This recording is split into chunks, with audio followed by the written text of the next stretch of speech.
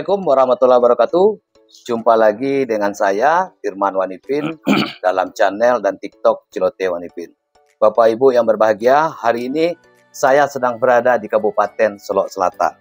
Tepatnya di Kecamatan Sungai Pagu, Kanagarian, Kota Baru, Solok Selatan. Dan hari ini saya bersama dengan Ketua DPD Partai Umat Kabupaten Solok Selatan, sama Bapak RN Saprianto. Selamat pagi, Pak. Pagi, Pak. Ya. Jadi Bapak Ibu para pemirsa Celote Wanipin, di samping saya ini adalah pimpinan partai politik Partai Umat di Solok Selatan. Dan beliau ini hari ini sepengetahuan saya bahwa beliau sebelumnya berada di ibu kota Jakarta. Dan tentunya kenapa seorang RN Saprianto yang telah lama di Jakarta itu pulang kampung ke Solok Selatan dan dengan niat tentunya untuk bagaimana membangun kampung halaman. Ya gitu, Pak. Ya. Dan beliau juga calon anggota DPRD loh dari Partai Umat Dapil 3. Ya. Sungai Sungai Pagu, KPGD dan Kecamatan Pawah Duo. Mudah-mudahan Pak Saprianto terpilih menjadi seorang wakil rakyat. Kalau saya lihat dari gestur tubuhnya, ini cocok banget nih jadi bupati nih.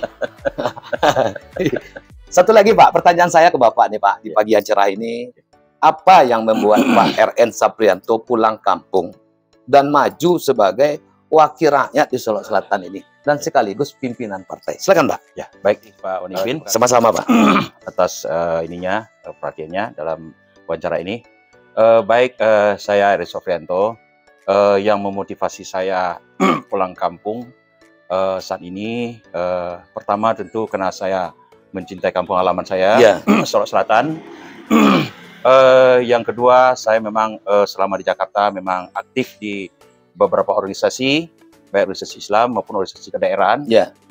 Salah satunya Ikatan Keluarga Sungai Pagu, IKASUPA, Jakarta dan sekitarnya. Ya. Kemudian Ikatan Keluarga Minang di Tangerang Selatan, saya juga salah satu ketua.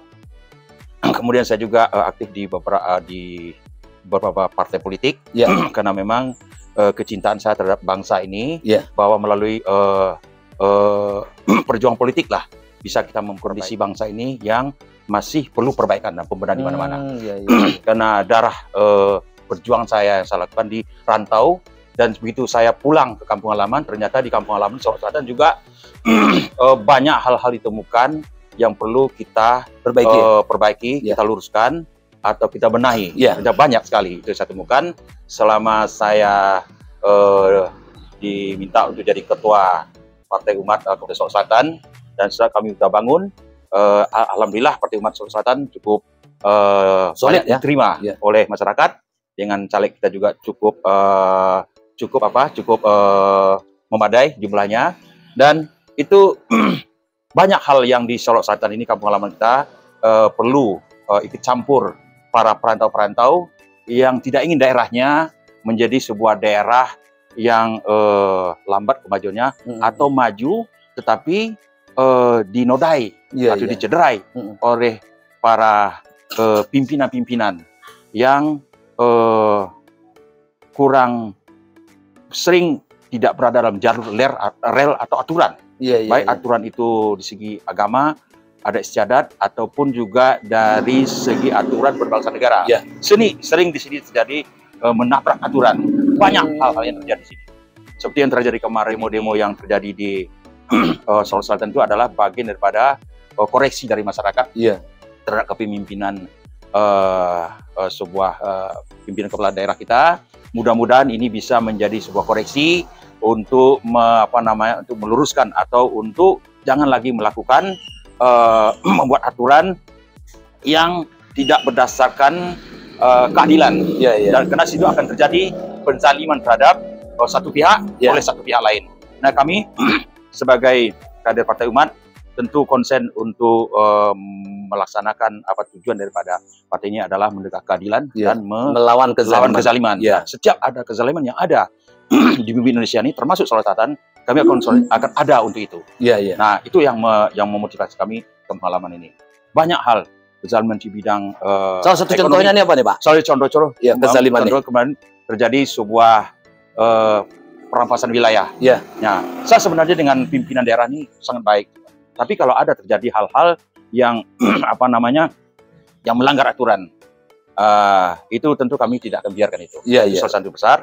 Dan banyak lagi hal-hal sebuah keadilan tidak terjadi, bahwa misalnya jangan sampai seorang pimpinan atau siapapun juga yang melarang sebuah pelanggaran, orang lain dilarang dan dia sendiri boleh gitu. Jadi kalau sebuah pelanggaran itu terjadi, harus semuanya kita tunjukkan dulu contoh bahwa kita tidak melakukan itu, dan baru jangan kita melanggar tapi orang lain tidak boleh melanggar. Kita boleh kan begitu. Itu namanya apa namanya? Tajam ke bawah, tumpul ke atas namanya. Jadi ini adalah bentuk ketidakadilan yang terjadi. Juga akan terjadi apa yang disebut dengan otoriter atau sebuah kepemimpinan diktatorial. Ini sudah tidak berlaku lagi, sudah berlawan dengan negara kita yang demokrasi. Betul. Apalagi kita salah bagian daripada Sumatera Barat yang berfilosofi adat basandi Sarak basandi kita bola, dan itu kita harus ada dan tegak di Sumatera Barat. Demikian Pak. Baik Pak. Gini Pak Saprianto. Kalau kita lihat daerah Solok Selatan ini kaya akan potensi. Salah satunya emas itu banyak di Solok Selatan. Kalau itu terkelola dengan baik, dan barangkali masyarakat Solok Selatan ini akan adil dan makmur ya. Ini gimana menurut Bapak ke depan nih? Selaku Bapak, ini pengantar saya aja. Bapak hari ini kan menjabat sebagai Ketua Partai Umat di Solok Selatan dan juga salah satu calon wakil rakyat untuk dapil ini. Seandainya jika Bapak terpilih dan Tuhan menghendaki Bapak menjadi wakil rakyat, kira-kira nih apa yang Bapak lakukan ke depan nih untuk memperbaiki Solok Selatan yang Bapak sampaikan tadi bahwa harus ada perubahan. Ya kan Pak? Perubahan itu bisa saja di anggota legislatifnya berubah dan bisa juga di eksekutifnya berubah. Silakan Pak. Baik, jauh ya. Solok Selatan sangat luas, sangat banyak. Secara garis besar itu adalah perbaikan mental spiritual masyarakat Solok Selatan. Karena kita sebuah partai berbasis Islam, tentu ini penting, akhlak penting itu apa namanya, mental spiritual masyarakat, termasuk apalagi pejabat, pimpinan, termasuk juga anggota legislatif. So ini pangkal dari segala persoalan. Di saat jabat itu sudah tidak komit dengan apa namanya, rambu-rambu moral, baik itu agama, adat istiadat atau aturan yang suka mentabrak, disitulah awal persoalan muncul. Jadi kami konsen untuk peduli tentang soal itu. Yang pertama. Yang kedua, baru masuk kepada pembangunan fisik, yaitu mulai dari pertanian, perikanan, perkebunan, pertambangan, nasional daerah, APBD, PAD, Solok Selatan, termasuk dari ekonomi yang berbasis pertanian Solok Selatan ini. Ini tentu dikelola secara profesional dan kita harus transparan untuk melakukan pengelolaan ini. Jangan sampai terjadi ada namanya yang korupsi oleh para elit politik pemegang kekuasaan, pemegang kekuasaan. Itu jangan sampai ada. Harus ada keseimbangan, balance, atau ada suatu kontrol yang kuat dari masyarakat dewan. Jangan lagi ada anggota legislatif yang diam tanpa bersuara. Jangan ada lagi yang takut menyuarakan kebenaran. Betul. Semua pejabat harus tunduk kepada aturan, bukan kepada sebuah kekuasaan yang absolut. Nah, jadi kontrolnya harus ada dilakukan oleh dewan. Jadi jangan lantang, diam, duduk, duit dan dengkur. Dengkur dan duit. Karena ini, maaf, jangan sampai terjadi. Anggota dewan harus bersuara. Betul. Harus cerdas. Harus mampu menyampaikan. Jangan diam saat rapat.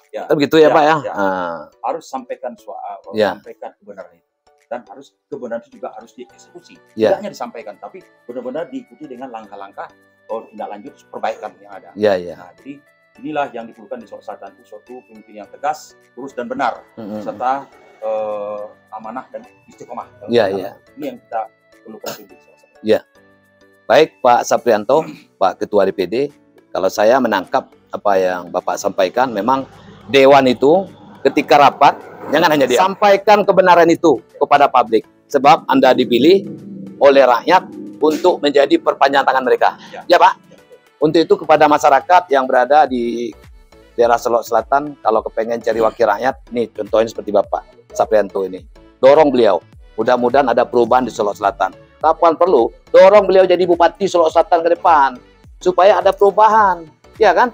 Supaya Solok Selatan ini mampu nantinya masyarakatnya betul-betul makmur. Karena tagline-nya kan 1000 rumah gadang. Satu rumah gadang berapa biaya membuatnya? Dan ini yang barangkali harus menjadi kepada masyarakat, hindari politik uang. Ya Pak ya? Politik uang harus wajib kita hindari. Pilihlah sesuai dengan nurani. Jadi kalau saya menyarankan, pilih Pak Saprianto sebagai calon anggota DPRD Dapil 3 daerah Sungai Pagu KPGD nomor urut 1. Itu saja bincang-bincang kami dengan Pak Saprianto. Kalau ada sumur di ladang, boleh kita menumpang mandi. Kalau ada umur kita sama panjang, kapan-kapan kita ketemu lagi. Burung Grihan Cendrawasih, cukup sekian. Terima kasih. Assalamualaikum warahmatullahi wabarakatuh.